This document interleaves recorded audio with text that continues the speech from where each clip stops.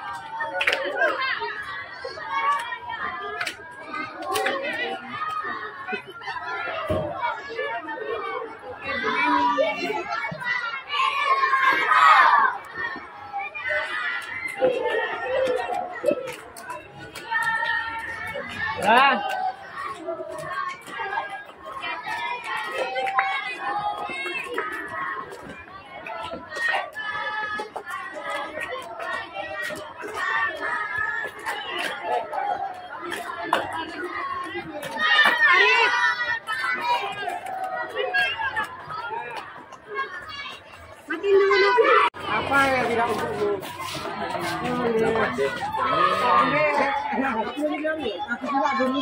Pepen.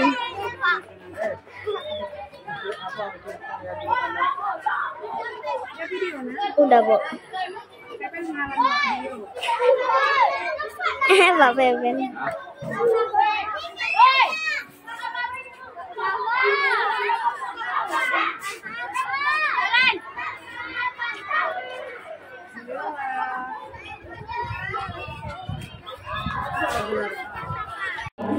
Assalamualaikum warahmatullahi wabarakatuh.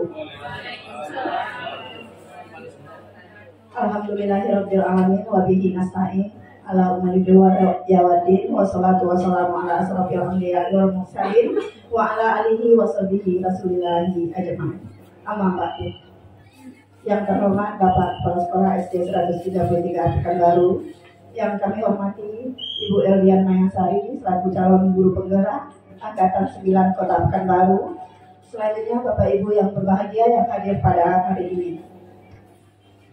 Puji syukur kehadirat Allah Subhanahu wa taala tidak lupa kita sampaikan pada saat ini kita telah dapat berkumpul dalam keadaan sehat walafiat di acara diseminasi budaya positif di sekolah SDN 133 Pekanbaru. Selawat beriring salam tak lupa pula kita hadiahkan kehadiran junjungan alam Nabi besar Muhammad sallallahu alaihi wasallam, yakni Nabi besar dengan ucapan Allahumma sholli ala sayyidina Muhammad wa ala ali Muhammad. Baiklah Bapak Ibu yang berbahagia, untuk tidak memperpanjang mukadimah, saya akan bacakan topik acara pada hari ini. Pertama, pembukaan yang telah berlalu, menyanyikan lagu Indonesia Raya, kemudian doa, sambutan dari Bapak Kepala Sekolah, kemudian diseminasi budaya positif di SD 133 Pekanbaru, dan terakhir penutup. Untuk mempersingkat waktu, kita melangkah ke acara berikutnya, yaitu menyanyikan lagu Indonesia Raya yang akan dipandu Ibu Hati Lestari. Kepada Ibu dipersilakan. Hadirin dimohon berdiri.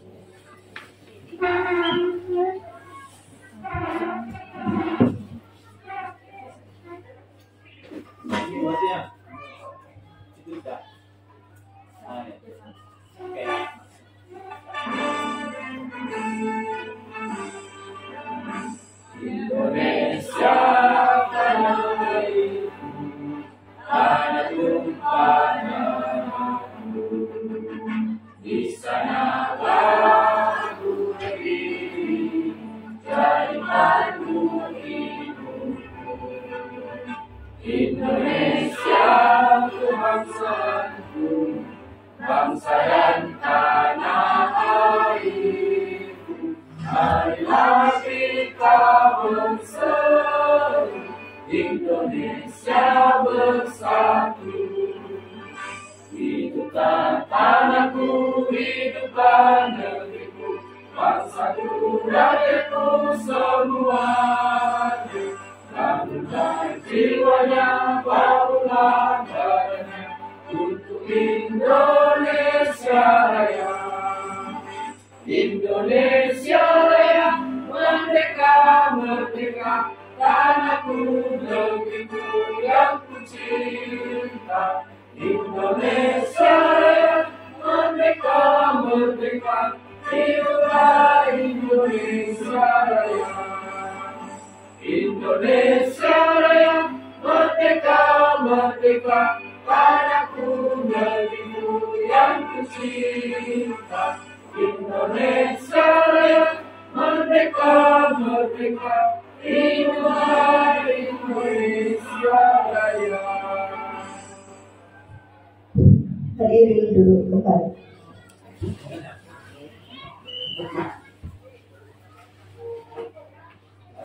Bapak Ibu yang berbahagia, baik kita melangkah ke acara berikutnya. Demi kelancaran acara kita pada siang hari ini, kita lanjutkan acara doa yang akan dipandu oleh Bapak Ahmad Ridwan. Kepada Bapak kami persilakan.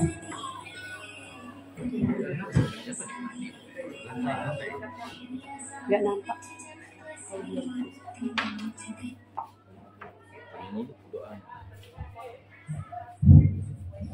Assalamualaikum warahmatullahi wabarakatuh.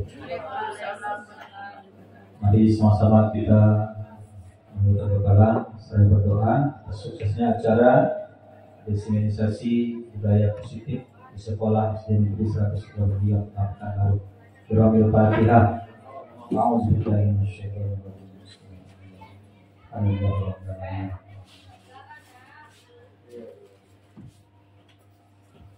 A'udzubillahi minasyaitonir rajim. Bismillahirrahmanirrahim. Alhamdulillahirabbil alamin. Wassalatu wassalamu ala asyrofil mursalin wa ala alihi wa sahbihi rasulillahi ajma'in. Allahumma inna nas'aluka ridhaka wa jannah wa na'udzubika min sakhatika wan nar. Allahumma anzil rahmah wa nikmah wa maghfirah wa sihhatan wa hidayah. Allahumma innaka afuwwun karimun halimun tuhibbul afwa fa'fu anna karim. Allahumma rabbana ya Allah, pada siang hari ini kami bermunajat kepada Allah, memohon kepada Allah untuk kesuksesan acara kami pada hari ini. Allah, amin ya mujahidin ya rabbal alamin. Ni'mal maula ni'mal nasir, subhanaka rabbana wa bihamdika nasir, wa la haula wa la quwwata illa billah. Allahumma ighfir lana dzunubana wa liwalidayna warhamna kama rabbayana shaghira wa lijaddina wa ustazina wa limazaid zamzamil muslimin wal muslimat wal mu'minina wal mu'minat al-ahya'i minhum wal amwat bi rahmatika ya arhamar rahimin. Rabbana atina fid dunya hasanah wa fil akhirati hasanah wa qina adzabannar. Alhamdulillahirabbil alamin. Assalamualaikum warahmatullahi wabarakatuh. Warahmatullahi wabarakatuh. Bapak Ibu, itulah tadi pembacaan doa. Semoga apa-apa yang kita munajatkan diijabah oleh Allah Subhanahu wa taala. Amin amin ya rabbal alamin. Melangkah kita ke acara berikutnya, sambutan dari Kepala Sekolah SD 133 Pekanbaru oleh Bapak Firman Afriyadi MPD. Kepada Bapak dipersilakan.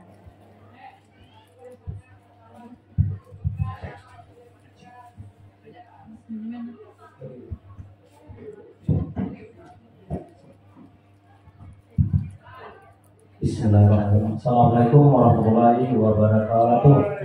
Salam warahmatullahi wabarakatuh. Pertama-tama marilah kita mengucapkan puji dan syukur kepada Allah Subhanahu wa taala karena pada pagi yang ini kita diberi kesempatan untuk hadir dalam acara destinasi budaya positif di sekolah SD 133 Pekanbaru. Salam dan salam tak lupa pula kita kirimkan kepada junjungan besar Muhammad Sallallahu Alaihi Wasallam yang mengucapkan Allahumma shalli ala sayyidina Muhammad wa ala sayyidina Muhammad. Yang saya hormati Bapak Ibu Guru SD 133 Pekanbaru yang hadir pada siang hari ini, yang saya bawakan Ibu CDP Yatian Yasari yang menata dan mengajak kegiatan pada hari ini untuk membantu kelancaran proses untuk menjadi seorang guru penggerak.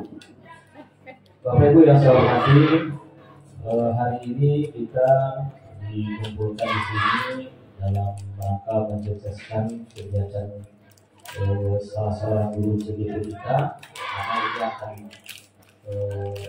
berturut-turut akan dilaksanakan selama 6 bulan ya, selama 6 bulan. Apakah itu setiap bulan atau sekali bulan itu nanti tergantung kepada jadwal yang dilaksanakan oleh guru. Bapak Ibu yang saya hormati, sebelum masuk kepada kegiatan ini, tentulah kita juga bertanya-tanya, dulu tidak ada seperti ini. Misalnya kita dikumpulkan bersama-sama karena setiap apa namanya itu gelombang apa namanya itu angkatan sekarang itu ternyata berbeda-beda untuk kegiatan CDP ini. Mungkin angkatan yang berikutnya mungkin beda lagi caranya, tapi tujuan tetap sama, yaitu menanamkan atau membuat karakter kepada anak didik kita sehingga anak didik kita itu bisa menjadi anak yang mandiri dan berbakat. Pada hari ini untuk kegiatan kita itu judulnya budaya positif. Budaya positif itu mungkin kita sudah tahu budaya positif apa. Artinya kegiatan-kegiatan yang membuat anak-anak kita itu menjadi lebih mandiri, percaya diri, kemudian juga bisa juga berkarakter.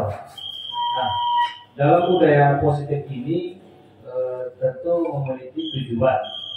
Tujuan dari budaya positif itu adalah membentuk karakter anak. Jadi karakter anak itu kita bentuk dengan melakukan budaya positif. Budaya positif itu ada beberapa budaya positif yang mungkin kita sudah lihat, tapi belum terlaksana sama kita. Contohnya misalnya budaya itu melaksanakan tata tertib sekolah. Itu kita sudah tahu sama semuanya tata tertib sekolah kita. Namun ada tata tertib yang belum secara maksimal dilaksanakan oleh anak didik kita. Itu budaya positif yang pertama. Kemudian yang kedua, budaya positif adalah cinta kebersihan dan lingkungan. Dan ini sudah kita sampaikan kepada anak didik kita, bahwasanya kita harus menjaga kebersihan lingkungan kita. Artinya apa? Artinya nanti anak didik kita itu dia akan cinta dengan kebersihan. Kalau kotor, dia merasa risih. Jadi Bapak Ibu guru semuanya, saya berharap dengan adanya budaya positif ini nanti akan disampaikan oleh Ibu Elian, kita mungkin lebih mantapkan lagi, lebih kompak lagi untuk menyampaikan kepada diri kita sehingga kebersihan lingkungan kita tetap terjaga. Kemudian kita tanamkan sifat kejujuran anak didik kita. kejujuran itu kalau pada kita sangat banyak. Contoh misalnya melaksanakan pekerjaan rumahnya itu apakah dikerjakan oleh dia sendiri atau dibantu oleh orang lain. Terkadang anak didik kita itu untuk mendapatkan nilai yang bagus dia dikerjakan dengan orang lain. Artinya tidak ada kejujuran di dalam sana. Nah, dan kita harus menyampaikan itu kepada anak. Kita harus jujur, perilaku kita harus jujur, terutama dalam melaksanakan apa-apa yang diberikan oleh guru kita. Jadi kejujuran itu salah satu investasi yang berharga. Yang berharga dalam artian untuk bekal dia di hari tua itu nanti kejujuran itu sangat diperlukan. Makanya ditanamkan karakter kejujuran juga pada anak didik kita. Kemudian religius ini tentulah harus memiliki keyakinan bahwasanya kita ini merupakan manusia yang harus memiliki agama dan itu harus kita anut kepada kepercayaan kita masing-masing. Alhamdulillah di sini kita mayoritas Muslim, tidak susah untuk menyampaikan pemahaman ini kepada anak-anak didik kita. Kemudian kepedulian ini mungkin nanti anak kita akan peduli terhadap lingkungan, terhadap teman-teman, mungkin teman-teman yang membutuhkan. Tidak hanya teman-teman, mungkin juga berimbas kepada guru, kepada kita semua. Artinya kita sama-sama peduli dengan sesama guru kita, terutama keluarga kita di sini. Kita berkumpul di sini salah satu kepedulian kita terhadap teman kita. Kalau kita tidak peduli dengan teman kita, mungkin kita tidak akan datang seperti ini. Ini alhamdulillah kalau di sini itu mungkin sekitar 7 atau 80% kita sudah hadir. Mungkin ada yang tidak hadir, tidak apa-apa. Semuanya itu kan ada kesibukan masing-masing. Namun demikian kita yang hadir ini berarti kita sudah ikut peduli terhadap teman kita yang sedang melaksanakan program calon guru penggerak. Kemudian toleransi juga termasuk budaya positif yang harus kita laksanakan di sekolah. Toleransi yang itu banyak. Toleran itu kita saling membantu, itu saling menjaga perasaan. Nah, itu toleransi. Toleransi apa yang diucapkan oleh orang kepada kita, apa yang kita ucapkan kepada orang, kita harus menjaga juga perasaan orang lain. Dan ini juga harus kita tanamkan kepada anak didik kita, karena boleh dikatakan tiap hari, mungkin tiap jam saya mendengar kata-kata bully di belakang kursi saya atau meja saya. Itu kelas berapa saya nggak tahu, yang pasti kelas 6.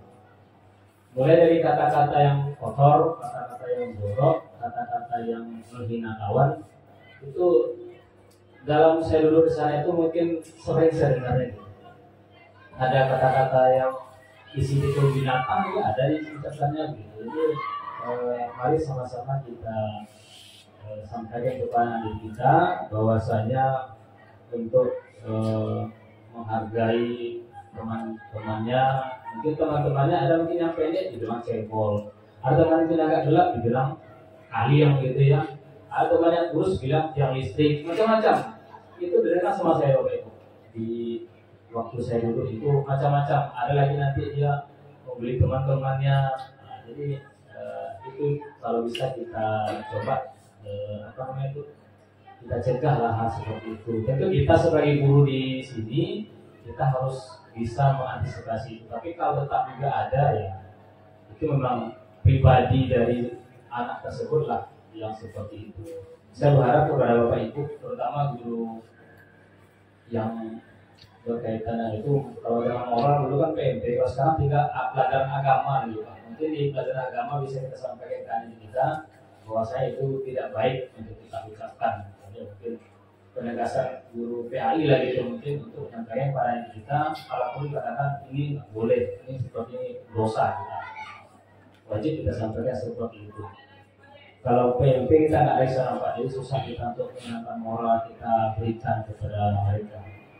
Kemudian budaya positif itu juga ada nasionalis, itu mencintai tokoh-tokoh pejuang kita. Boleh kita ceritakan kepada kita bahwasanya pejuang kita sebelum kemerdekaan, setelah kemerdekaan, masa-masa kemerdekaan, atau tokoh-tokoh yang sekarang berpengaruh terutama di Indonesia. Bisa kita sampaikan biasanya tokoh-tokoh itu, baik itu tokohnya setelah mereka menjabat atau masih menjabat, nggak apa-apa. Ketua DPR, Presiden, mungkin aparat-aparat lainnya, gitu. Itu kan termasuk tokoh-tokoh yang berpengaruh di negara kita. Jadi selain itu juga upacara, termasuk upacara sampai kepada anak, bahwasanya rasa nasionalis itu juga kita tanamkan waktu kita upacara bendera. Kemudian Bapak Ibu, mendidik anak yang baik itu akan melahirkan generasi yang cerdas, berkarakter. Itu mungkin nanti Bu Elia lebih menjelaskan karakter itu apa sih. Kalau saya tahu karakter itu karakteristik kita itu punya karakter masing-masing. Antara Angga dengan Pak Ahmad beda karakternya, antara Bu Ana dengan Bu Iin beda karakternya. 33 orang, 33 karakter kita, gak ada yang sama. Walaupun sama-sama guru olahraga, kita beda karakternya. Sama-sama kelas 6 beda karakternya, sama-sama guru siang, sama guru pagi beda karakternya. Namun demikian, saya berharap kita tetap sama-sama satu tujuan, yaitu mencerdaskan anak bangsa, yang menjadikan anak tersebut menjadi anak yang berkarakter. Saya membaca statusnya Bu siapa dari statusnya Bu Silvi dari bagus statusnya begini: bodoh bisa diajarin, salah bisa dibenerin. Tapi kalau nggak punya rasa hormat dan nggak bisa menghargai orang lain, itu susah buat diobatin. Itu palsu. Artinya apa? Kalau misalnya kita tidak menghargai orang lain, susah. Saya suka status seperti itu, terutama untuk diri saya sendiri gitu. Bagaimanapun walaupun saya di sini yang dituakan, saya tetap juga menghargai Bapak Ibu. Artinya kita sama-sama saling menghargai. Kalau sama-sama menghargai, saya yakin pasti kita lebih enak, lebih nyaman untuk bekerja. Ya, terima kasih Bu Silvi, statusnya saya screenshot tadi. Kemudian Bapak Ibu semua, sedikit saya sampaikan juga. Minta waktu sedikit kejadiannya di luar dari konteks ini. Mungkin 5 menit aja. Untuk kegiatan kita HUT PGRI Bu, ini mau saya sampaikan dulu ya. Ini karena kita ngumpul, mungkin walaupun nggak ada semuanya, tapi sampaikan. Saya mau bertanya pada Bapak Ibu guru, kira-kira ada nggak kita buat untuk HUT PGRI ini? Saya tanya dari Bapak Ibu. Biasanya kan ada Pak. Ya. Biasanya itu lomba tingkat luar jelas nih, antar kecamatan, antar sekolah gitu. Maksud Bapak itu yang di dalam kita ini, apakah kita hanya melaksanakan upacara saja? Kalau upacara saja berarti kita hanya mempersiapkan untuk pelaksanaan upacara. Jelas itu upacara itu guru yang melaksanakan. Jadi sebenarnya Pak boleh guru boleh tidak? Boleh guru boleh tidak? Kalau misalnya kita semua yang melaksanakan siapa nanti jadi boleh aja. Misalnya penggiat benda kan celana hitam tuh Pak. Nah langsung kita kan baju putih hitam Bu. Nah, tinggal tukar baju ini nggak ada Bu. Tanggal 8 gimana Bu? Tanggal 8 bisa Bu? Yang ada baju, kita siapkan baju tuh. 33 pekan baru. Selanjutnya Bapak Ibu yang berbahagia, kita masuki acara inti pada siang hari ini, pemaparan atau diseminasi budaya positif di SD 133 Pekanbaru yang akan disampaikan langsung oleh Ibu CGP Angkatan 9 Ibu Erdian Mayasari SPD. Kepada Ibu Erdian Mayasari SPD dipersilakan.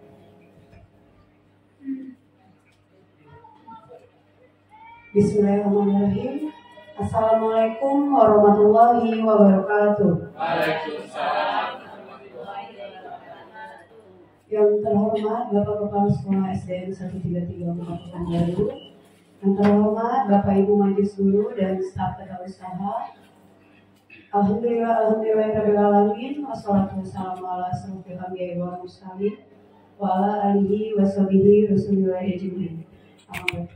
Pertama dan terutama sekali, marilah kita panjatkan puji dan syukur atas kehadiran Allah Subhanahu wa Ta'ala yang telah memberikan nikmat dan karunia kepada kita semua untuk dapat berkumpul di sekolah kita pada hari ini dalam kegiatan diseminasi budaya positif di Sekolah Dasar Negeri 133 Kota Pekanbaru. Salawat dan salam tidak hentinya kita hadiahkan kepada junjungan Nabi besar kita Muhammad SAW dengan ucapan Allahumma sholli ala sayyidina Muhammad wa ala ali sayyidina Muhammad. Selamat pagi Bapak Ibu dan Ibu. Bapak-bapak dan Ibu-ibu. Alhamdulillah. Sebelum kita mulai materi penjelasan, saya ingin kita ice breaking dulu untuk merilekskan sedikit badan. Ya, saya harap Bapak semuanya bisa berdiri. Bapak Ibu, kita olahraga sebentar ya. Oke.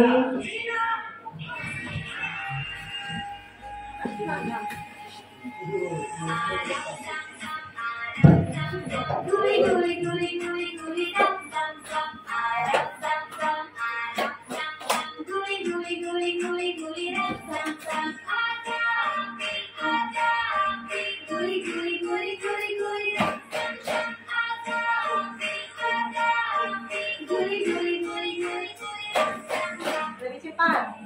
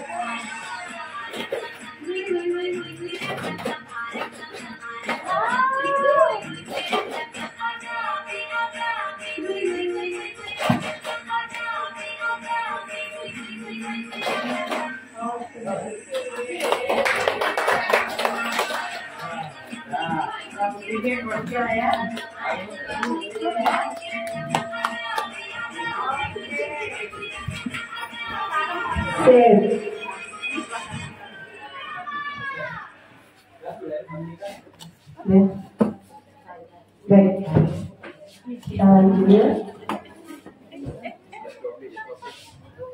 Gimana Bapak Ibu? Udah semangat lagi?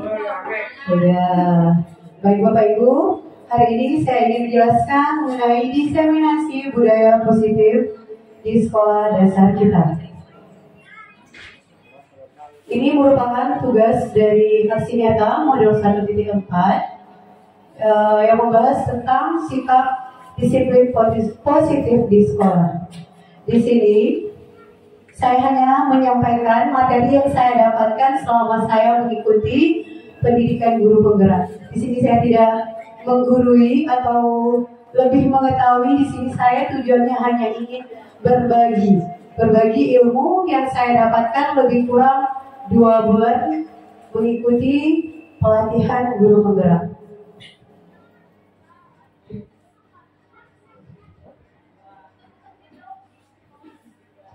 Perkenalkan, Bapak Firman Afriyadi selaku Kepala Sekolah SDN 133, Ibu Yanti Aruna sebagai fasilitator, Ibu Windy Triwahyudi sebagai pengajar praktik. Baik, hari ini saya ingin menjelaskan mengenai sosialisasi penerapan budaya positif, menyebarkan pemahaman dan pengalaman penerapan budaya positif. Selamat datang para guru hebat, mari belajar bersama, berkolaborasi, saling mendukung demi mewujudkan disiplin positif di SDN 133 Kota Pekanbaru. Baik, latar belakang kurikulum Merdeka ini yang modul 1.4 adalah bahwa Ki Hajar Dewantara mengutamakan sekolah sebagai sebuah ladang tempat persemaian bibit agar bibit bisa berkembang secara maksimal. Maka petani dapat memperbaiki kondisi tanah, memelihara bibit tanaman, memberi pupuk dan air, membasmi ulat-ulat atau jamur yang mengganggu hidup bibit tanaman dan lain sebagainya. Dari uraian ini dapat dijelaskan bahwa sekolah kita ini adalah apa Ibu? Ladangnya. Kita ini petaninya, siswa kita muridnya, bibitnya. Jadi menurut Ki Hajar Dewantara bahwa tempat kita bercocok tanam itu adalah sekolah kita. Bagaimana kita menjaga bibit itu agar tumbuh sempurna, agar tumbuh maksimal, harus kita rajin, kita pupuk, kita siram, kita jaga agar dia tumbuh bagus, hasilnya bagus. Jadi dengan demikian, karakter murid tumbuh dengan baik sesuai dengan profil pelajar Pancasila. Bapak Ibu tahu profil Pancasila? Belum tahu? Udah. Profil Pancasila ada berapa? Ada? 6. Udah tahu belum lagunya? Belum ya? Iya sudah ya. Baik, kita lanjutkan. Budaya positif. Pertanyaannya, apa itu budaya positif? Bapak Ibu tahu apa itu budaya positif? Bu Iin, apa itu budaya positif Bu Iin? Positif adalah Iya. perilaku yang baik. Perilaku yang baik atau kebiasaan-kebiasaan yang baik. Kalau menurut Bu Rani, apa itu Bu Rani? Ya. Atau yang lain? Bu Eza, apa itu budaya positif? Iya, lanjut. Perilaku yang baik ya. Apakah sekolah kita sudah tercipta budaya positif? Sudah. Seperti yang Bapak jelaskan tadi, sudah banyak yang kita lakukan dengan budaya positif. Budaya positif itu merupakan perwujudan dari nilai-nilai kebajikan atau keyakinan universal yang diterapkan di sekolah. Selama ini barangkali kita sebagai guru merasa berkewajiban mengontrol perilaku siswa agar memiliki perilaku yang guru harapkan. Perwujudannya, guru sering memberi hukuman kepada siswa yang melakukan kesalahan dan memberi imbauan atau penghargaan terhadap perbuatan baik yang dilakukan oleh siswa. Konsep inti budaya positif di sini modul 1.4 ada perubahan paradigma belajar, disiplin positif, kebutuhan dasar manusia, motivasi perilaku manusia, posisi kontrol, restitusi, dan keyakinan kelas. Baik, sekarang saya ada sedikit kegiatan. Bapak Ibu melakukan coba buka, ya. Bapak Ibu berpasangan bersama temannya berdua. Di sini Ibu menggempal satu tangan Anda. Coba Bapak Ibu menggempal tangannya. Bapak Ibu bayangkan di dalam kempalan tangan Ibu ini ada sebuah harapan, ya. Di situ bayangan Anda menyimpan sesuatu yang sangat berharga. Berharga nih, nggak boleh dilepaskan, ya. Berharga. Tugas rekan Anda, teman sebelah Bapak Ibu, teman Bapak Ibu sebelah, ya. Nih, mana teman Bapak Ibu? Bapak cari teman Pak. Ya, dengan segala cara untuk membuka kepalan tangan, ya. Kepalan tangannya dibuka.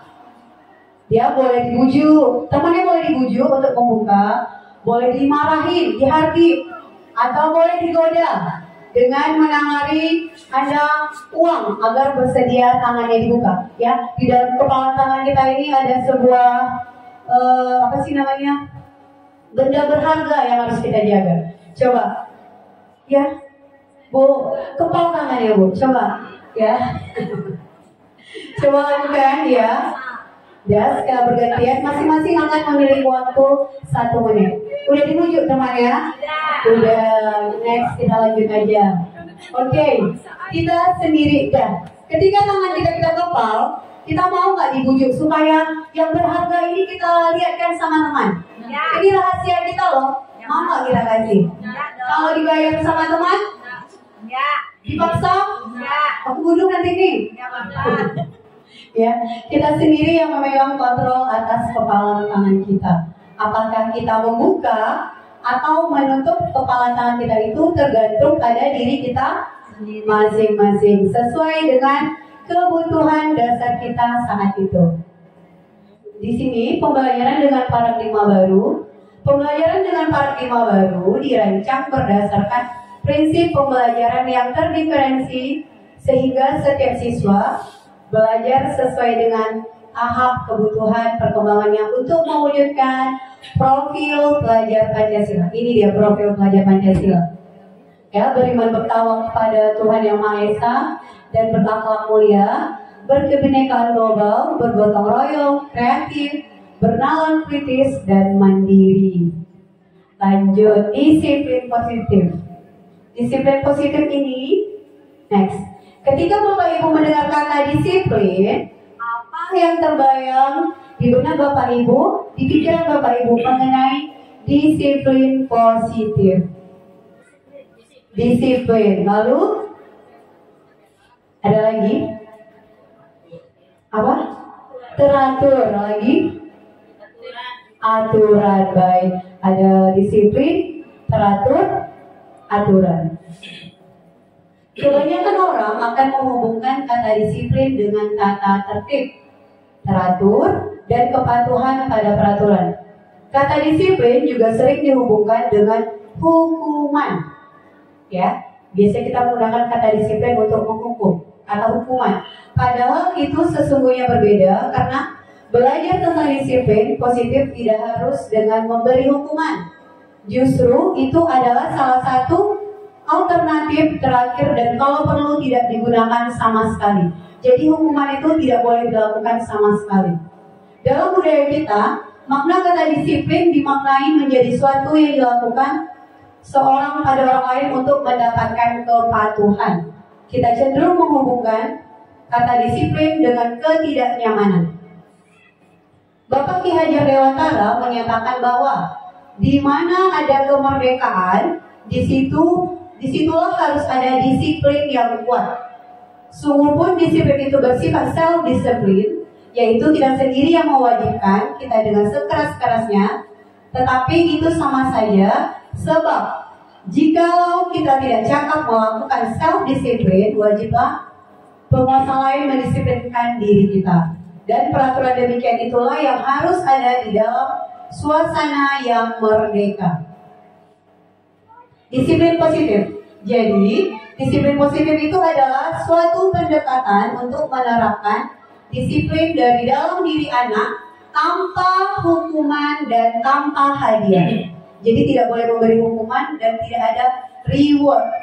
Disiplin positif ini bertujuan untuk menumbuhkan kesadaran serta memberdayakan anak untuk melakukan sesuatu tanpa sogokan, ancaman, maupun hukuman. Tujuan disiplin ini adalah menanamkan motivasi pada anak, yaitu untuk menjadikan anak orang yang mereka inginkan dan menghargai diri dia sendiri dengan nilai-nilai yang mereka percaya. Ketika murid-murid kita memiliki motivasi tersebut, mereka telah memiliki motivasi intrinsik dari dalam diri yang berdampak jangka panjang. Motivasi yang tidak akan terpengaruh pada adanya hukuman atau hadiah. Jadi anak itu tidak mengharapkan hadiah dan sebagainya. Mereka akan tetap berperilaku baik dan berlandaskan nilai-nilai kebajikan karena mereka ingin menjadi orang-orang yang menjunjung tinggi nilai-nilai yang mereka hargai. Ya, jadi dari penjelasan tadi berarti kita tidak boleh ya memberikan reward, bintang, seperti itu ya. Kalau selama ini kan kita ada yang harus ya. Karena selama ini selalu oh pintar kasih bintang saja. Boleh memberi reward tapi tidak ada alasan untuk dalam disiplin. Pencapaian sesuatu boleh kita kasih reward. Ya. Tapi tidak dalam melaksanakan disiplin dan Baik, terima kasih. Lanjut. Motivasi perilaku manusia. Iya. Motivasi perilaku manusia, motivasi itu adalah dorongan yang timbul pada diri seseorang secara sadar atau tidak sadar untuk melakukan suatu tindakan dengan tujuan tertentu. Motivasi ini bisa didapatkan di mana saja, baik dari orang terdekat, para motivator, dan sebagainya. Namun dapat membuat diri kita memutuskan untuk melakukan suatu tindakan tentunya hanya dirimu sendiri. Yang pertama itu adalah menghindari ketidaknyamanan dan hukuman. Motivasi intrinsik adalah siswa melakukan disiplin karena takut dihukum. Ya, jadi siswa itu dia mau disiplin karena dia merasa takut dihukum. Yang kedua, mendapatkan penghargaan atau imbalan dari orang lain. Motivasi ekstrinsiknya itu adalah siswa melakukan disiplin karena ia ingin mendapatkan imbalan atau pujian. Yang ketiga adalah menghargai nilai kebajikan sendiri. Siswa melakukan disiplin diri itu karena sadar akan nilai kebajikan dirinya. Hal ini dinamakan motivasi intrinsik. Konsep disiplin dengan identitas yang gagal. Ini yang gagal ya, yang sebelumnya mungkin sering kita gunakan. Menyakitkan, hukuman itu menyakitkan. Hukuman itu membuat tidak nyaman. Hukuman membuat siswa takut. Hukuman itu sifatnya memaksa. Siswa menyembunyikan kesalahan karena dia takut dihukum. Dia menyembunyikan kesalahannya. Dan siswa jadi rendah diri, jadi penakut, jadi pemalu. Dan lalu penghargaan, kita memberikan penghargaan itu tidak efektif karena bisa merusak hubungan. Jadi mereka iri dari melihat temannya.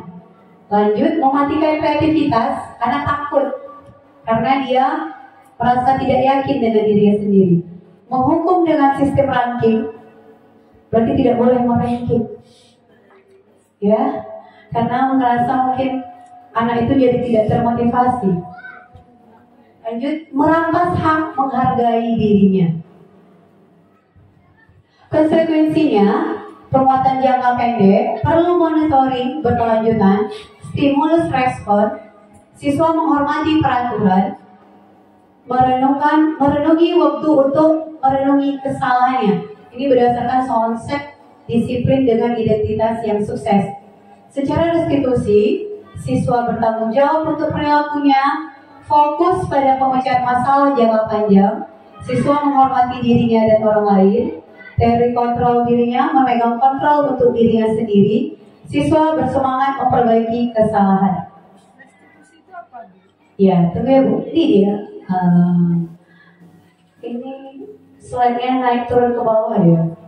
Restitusi, ya Bu Rahmi. Restitusi itu adalah proses menciptakan kondisi bagi murid untuk memperbaiki kesalahan mereka, sehingga mereka bisa kembali pada kelompok mereka dengan karakter yang lebih kuat, menumbuhkan keyakinan pada anak itu sendiri. Ketika murid melakukan sebuah kesalahan, sebaiknya guru tidak langsung memberikan sanksi atau hukuman, tidak langsung kita marahin mereka, tapi guru menanggapinya dengan cara yang memungkinkan murid untuk membuat evaluasi untuk dirinya sendiri secara internal tentang apa yang dapat mereka lakukan, serta murid diberikan tanggung jawab yang berasal dari dorongan internal murid untuk memperbaiki kesalahannya dan mendapatkan kembali harga dirinya. Perbedaan, contoh kasus siswa yang tidak membuat PR. Lanjut, ini kalau kita memberi hukuman, ini konsekuensi, dan ini menurut restitusi. Kalau dari hukuman, guru menghukum siswa tegak di depan kelas. Yang tidak buat PR kita suruh berdiri. Lanjut, guru marah dan siswa menjadi takut. Itu kalau hukuman. Kalau konsekuensi, guru memberikan konsekuensi untuk mengerjakan PR-nya 2 kali lipat di rumah. Kamu tulis PR ini 2 halaman. Itu konsekuensi. Guru tegas dan siswa menghormati. Kalau secara restitusi, guru menanyakan keyakinan kelas kita apa, lalu dan membantu siswa menyelesaikan masalahnya. Guru terbuka dan siswa menghormati dirinya orang lain.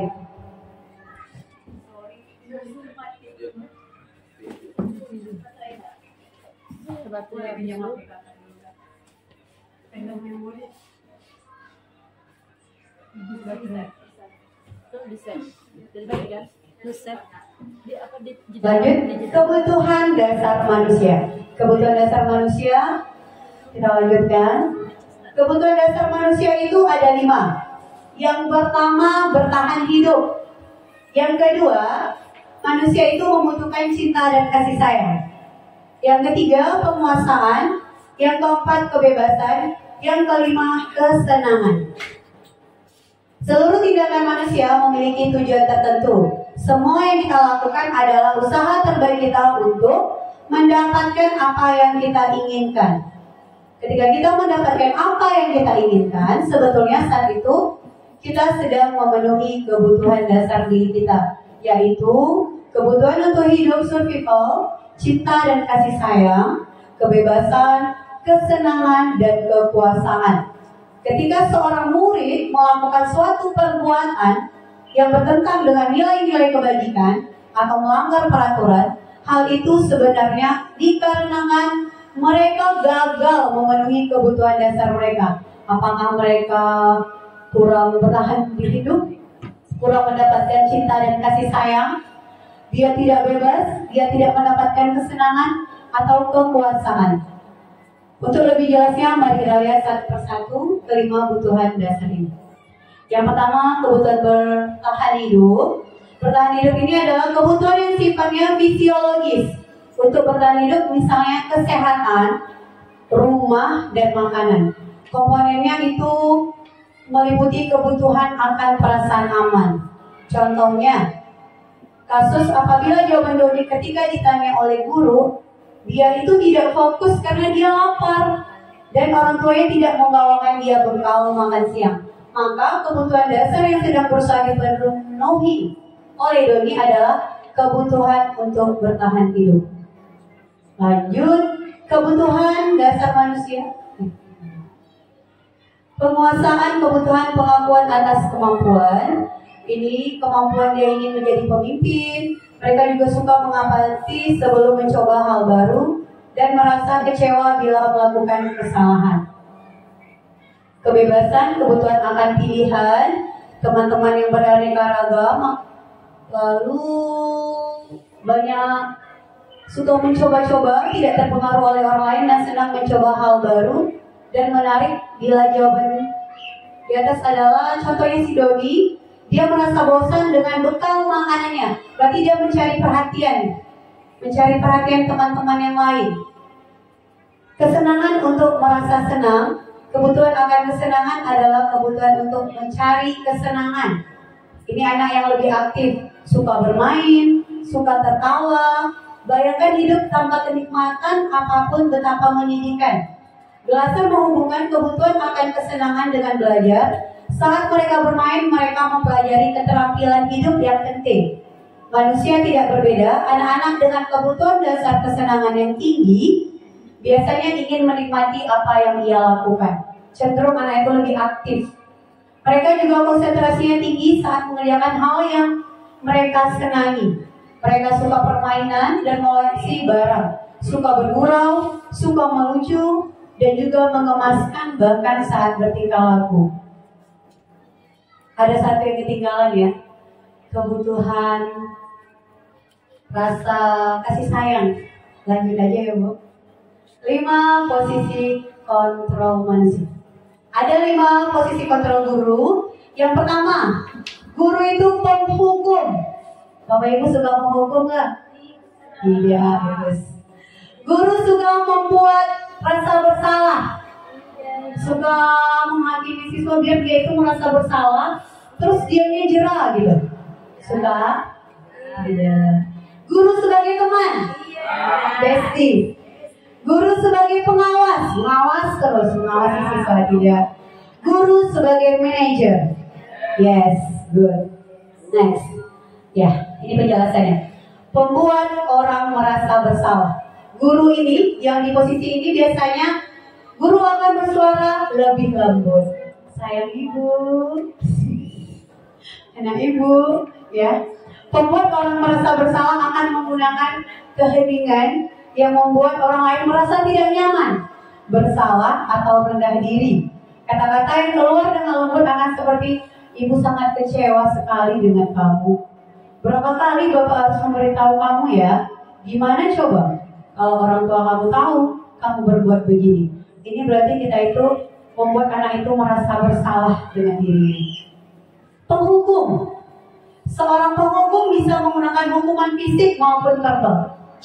Cubit atau tepuk sedikit. Itu hukum. Orang yang menjalankan posisi penghukum senantiasa mengatakan bahwa sekolah memerlukan sistem atau alat yang dapat lebih menekan murid lebih dalam lagi. Guru-guru yang menerapkan posisi penghukum akan berkata, patuhi aturan saya atau awas kamu ya. Yaitu kata guru penghukum. Kamu selalu saja salah, selalu saja terakhir siap. Lama kali kerja kamu nih. Itu menghukum anak. Ini dia. Guru sebagai teman. Ya, guru sebagai teman ini posisinya tidak akan menyakiti murid, namun akan tetap berupaya mengontrol murid melalui persuasi. Posisi teman pada guru bisa negatif ataupun positif. Positif di sini berupa hubungan baik yang terjalin antara guru dan murid. Mereka lebih dekat.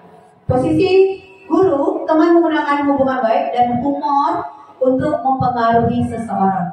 Mereka akan berkata, ayo. Dael. Baik, lanjut. Seorang manajer akan berkata, apa yang kita yakini, kembali keyakinan kelas.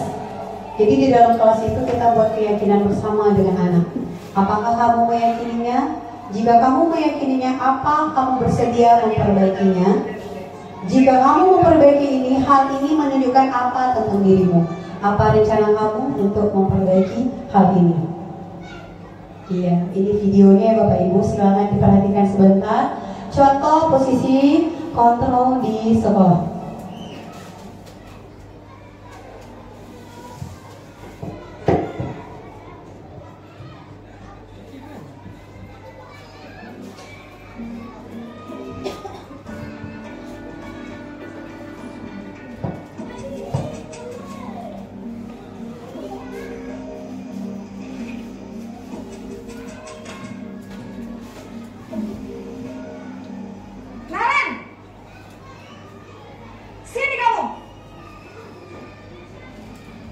Selamat pagi, Bu. Selalu terlambat. Kamu deh, pasti terlambat. Maaf, Bu. Saya... Apa? Apa coba? Alasan kamu apa lagi? Kapan sih kamu tidak terlambat? Malas sekali ya kamu jadi anak. Saya... Dasar pemalas. Gak kapok-kapok sih kamu. Sudah berapa kali terlambat? Sana, kamu keliling lapangan basket 2 kali. Kenapa saya harus keliling lapangan basket, Bu? Kenapa? Kamu melawan ibu. Berani-beraninya jawab. Sudah terlambat, masih berani jawab pula. Sekarang, keliling lapangan basket 5 kali sekalian. Biar kapok. Cepat. Pergi sana ke lapangan basket. Saya belum makan, Bu. Bisa? Buat merasa bersalah.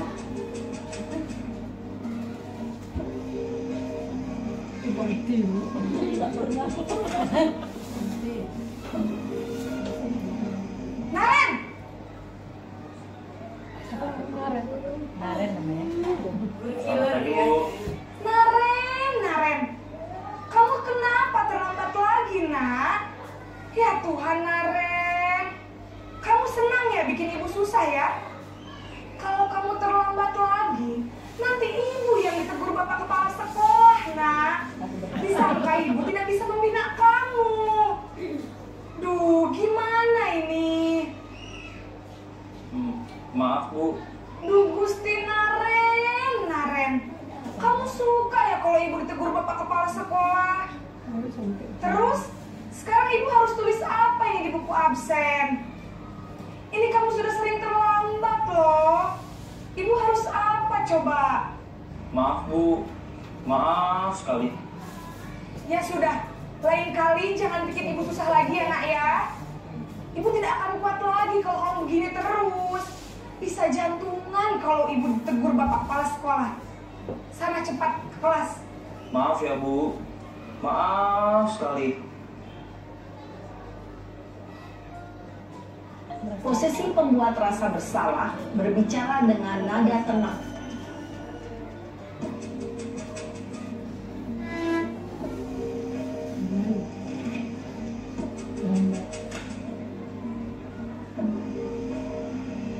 Naren!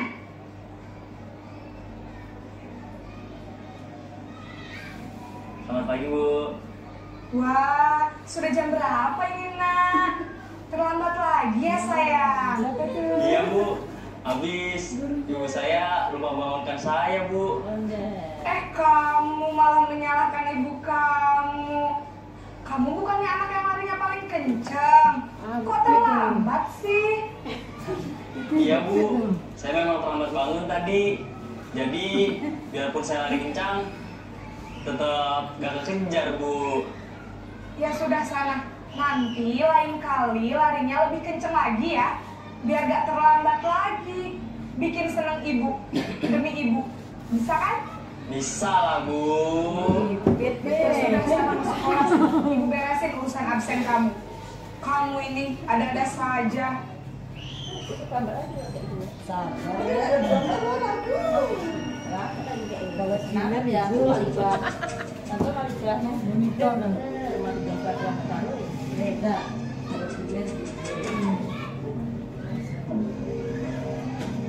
Naren!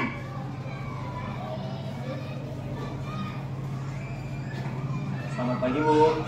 Naren, apa peraturan sekolah kita tentang jam berapa kita harus masuk sekolah? Naren? Kita harus di sekolah jam 7 Bu. Iya betul, sekarang sudah jam 7.20. Naren sudah tahu konsekuensinya jika terlambat hadir. Paham Bu. Saya harus tinggal kelas pas jam istirahat selama 20 menit. Iya benar, konsekuensinya demikian. Jadi nanti jam 9.30 pas istirahat, kamu harus tinggal di kelas, kerjakan tugas tambahan untuk ketertinggalan kamu, ya? Baik Bu.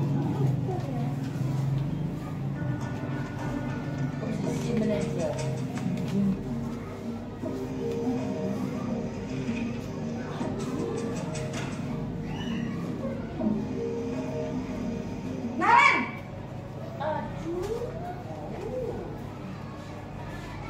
Selamat pagi Bu. Selamat pagi Naren. Maaf Bu, saya terlambat. Iya, sekolah masuknya jam 7, sekarang sudah jam 7.20. Jadi sekarang bagaimana ini Naren?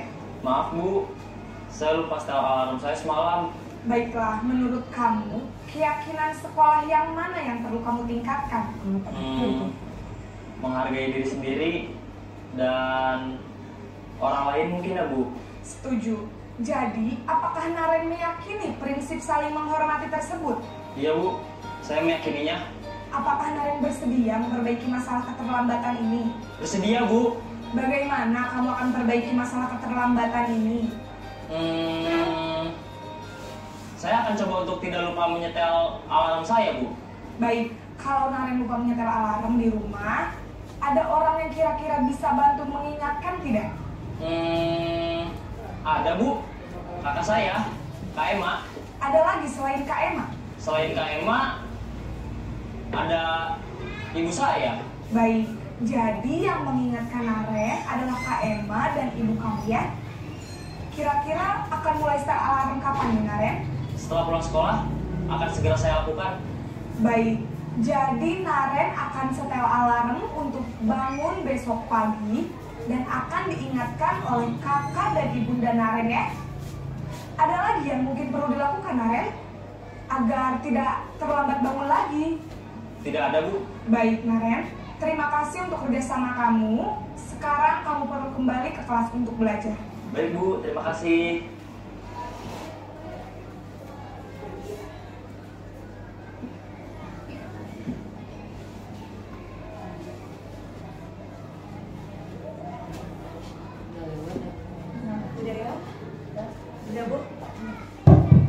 Jadi kita gunakan yang mana, Bu?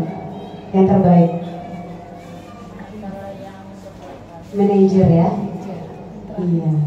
Baik, untuk menjadi guru yang mempunyai posisi manajer, kita di dalam kelas kita harus membuat yang namanya keyakinan kelas.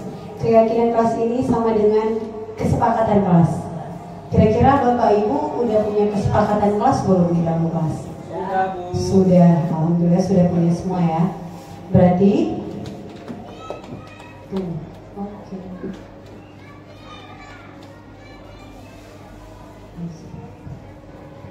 mengapa keyakinan kelas? Mengapa tidak peraturan kelas saja? Ya, keyakinan kelas, apa perbedaannya keyakinan kelas dengan peraturan kelas? Jadi contoh seperti ini. Mengapa kita harus datang tepat waktu ke sekolah?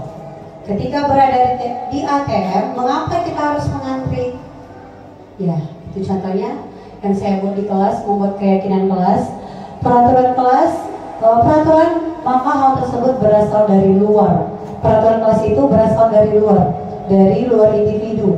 Misalnya peraturan pemerintah, maka yang menentukan adalah pemerintah. Kita hanya mengikuti. Demikian juga peraturan sekolah, maka yang menentukan adalah sekolah. Dan kita itu lebih mengacu kepada keyakinan, karena keyakinan itu adalah dari diri individu tersebut. Jadi contohnya seperti ini. Kita bersama dengan anak, kita buat keyakinan. Kira-kira keyakinan kelas apa yang harus kita patuhi? Jadi anak menulis di kertas selembar ini, lalu dikumpulkan. Setelah itu dibaca hasilnya dan membuat keputusan dari keputusan bersama. Ini yang saya buat kemarin, keyakinan kelas 1C. Keyakinan kelas itu contohnya berupa pernyataan universal, menyeluruh untuk semua, dibuat dalam bentuk positif, kegiatannya berpositif, sedikit saja agar diingat. Lalu sesuai dengan kondisi kelas dan sekolah agar mudah diterapkan. Semua warga kelas sekolah dilibatkan dalam membuat aksi nyata. Jadi keyakinan kelas ini bisa nanti kita print atau kita bikin spanduk seperti yang sudah kita buat. Kita tempel di kelas kita masing-masing. Ketika anak melanggar, kita bisa menanyakan keyakinan kelas apa yang kamu langgar. Jadi dia tahu, oh ini saya tidak disiplin ibu, saya tidak bertanggung jawab, saya tidak mandiri. Jadi dia sadar akan kesalahan ini dia lakukan. Next, ini adalah restitusi, sebuah cara menanamkan disiplin positif pada murid. Segitiga restitusi adalah proses menciptakan kondisi bagi peserta didik untuk memperbaiki kesalahan mereka, sehingga mereka bisa kembali pada kelompok mereka dengan karakter yang lebih kuat. Ini tadi yang kita gunakan pada posisi guru sebagai manajer, menggunakan segitiga restitusi ketika anak membuat suatu kesalahan.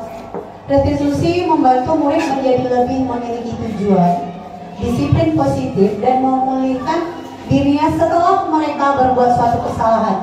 Penekanannya bukanlah pada bagaimana berperilaku untuk menyenangkan orang lain atau menghindari ketidaknyamanan, namun tujuannya adalah menjadi orang yang menghargai nilai-nilai kebajikan yang mereka percayai.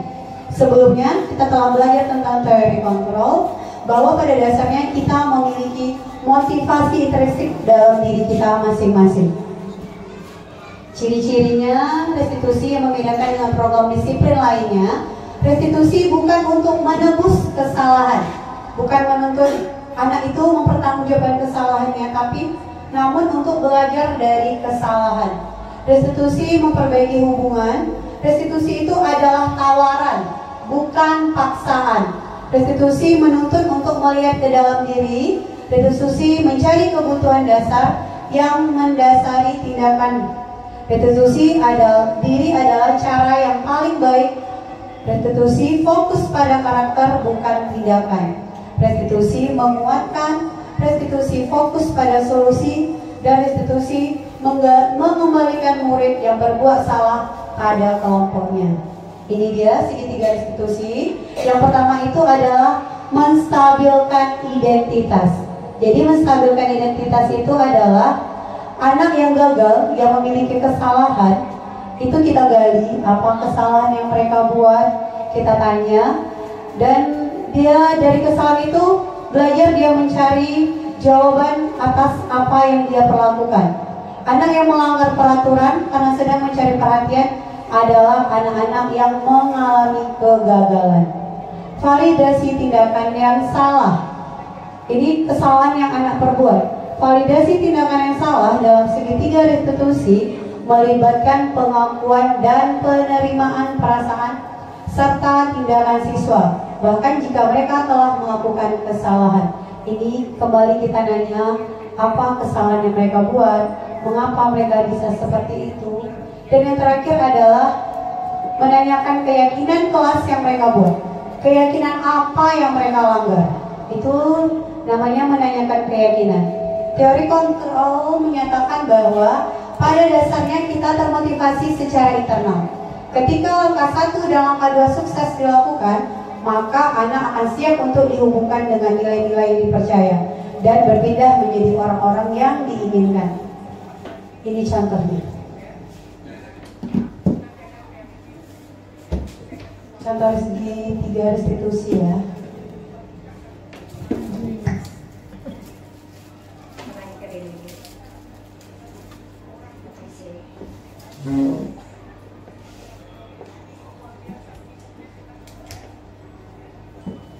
Salam dan bahagia Ibu dan Bapak Guru hebat.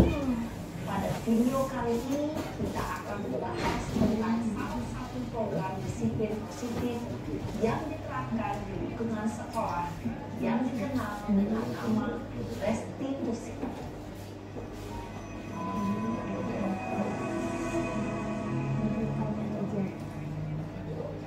Restitusi dikembangkan oleh pakar pendidikan Diane Gosson berlandaskan pada teori kontrol Dr. William Gleason.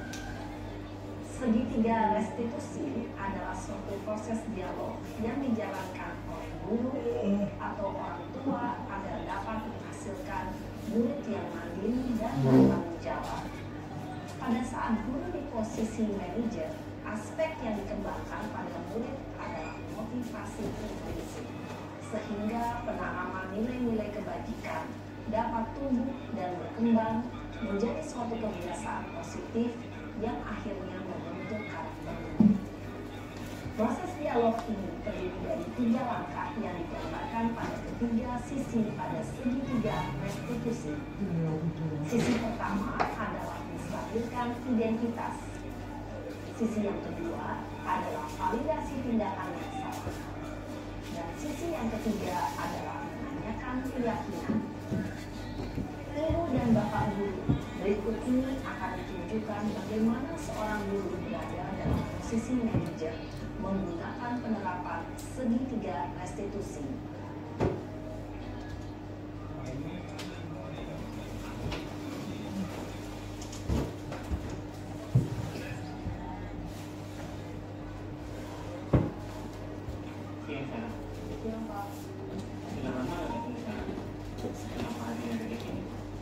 Kesel Pak, kesel banget. Masa aku dikatain tukang fitnah Pak? Ya aku marah lah. Aku balik ngatain Eka di depan kelas. Kesel banget. Oh begitu. Ya pasti kamu marah dan kesal. Bapak juga akan marah apabila ada yang menuduh Bapak seperti itu. Kemudian pada saat itu kamu mau melakukan apa? Ya saya langsung ngatain Eka lah Pak. Kesel banget. Saya bentak-bentak dia depan teman-teman lain. Oh begitu. Pasti kamu melakukan seperti itu karena suatu alasan tertentu kan? Iyalah, masa saya diam saja Pak? Ya saya bela diri lah. Masa saya dituduh tukang fitnah? Ya wajar lah. Mempertahankan harga diri itu sesuatu yang penting buat kamu. Untung kamu tidak bertindak lebih gegabah lagi, hanya membentak-bentak. Iya Pak. Untung saya masih bersabar dan hanya membentak saja. Sudah gemes padahal.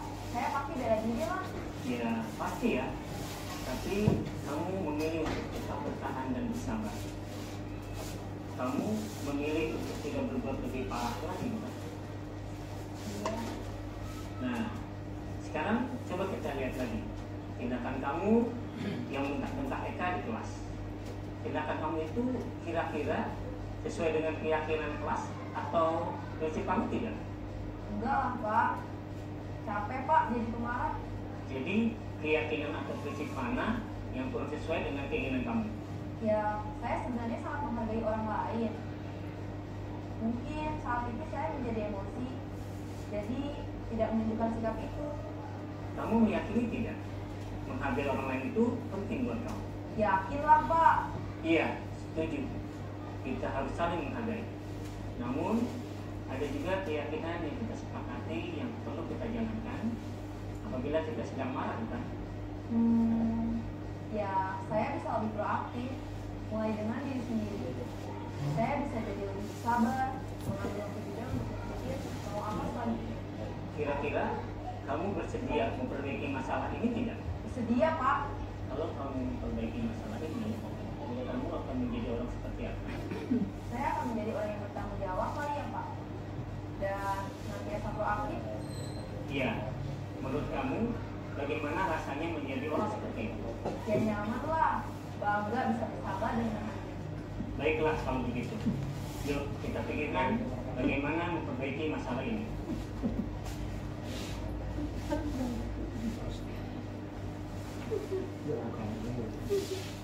Ibu dan Bapak guru hebat. Baru saja kita menyaksikan contoh bagaimana seorang guru beradab. Udah? Oke. Udah. Udah Ibu. Ibu tembak guys.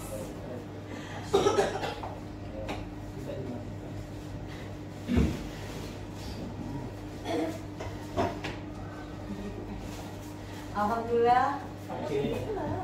Bisa teh.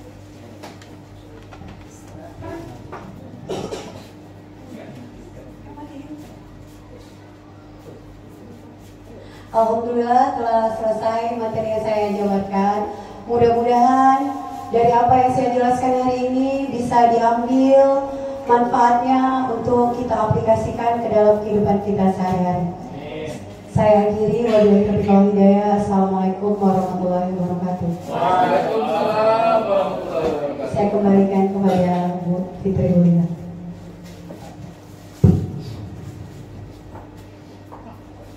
Terima kasih kepada Ibu Elian Mayasari SPD selaku CGP Angkatan 9 Kota Pekanbaru dalam diseminasi budaya positif di sekolah, yaitu di SDN 133 Pekanbaru, yang telah memaparkan panjang dan lebar bagaimana budaya positif yang harus kita terapkan ke depan di sekolah kita demi mendukung dan mensukseskan kurikulum yang akan kita ampuh. Semoga apa-apa yang Ibu Elian sampaikan bermanfaat dan menjadi motivasi tersendiri bagi kita dan mendapatkan kontribusi positif untuk sekolah kita ke depannya. Nah, dengan berakhirnya diseminasi dari Ibu Elian, maka berakhir pula acara kita pada hari ini. Saya sebagai pembawa acara mohon maaf jika ada perkataan saya yang tidak pada tempatnya. Akhir kata, wabillahi taufiq wal hidayah. Wassalamualaikum warahmatullahi wabarakatuh.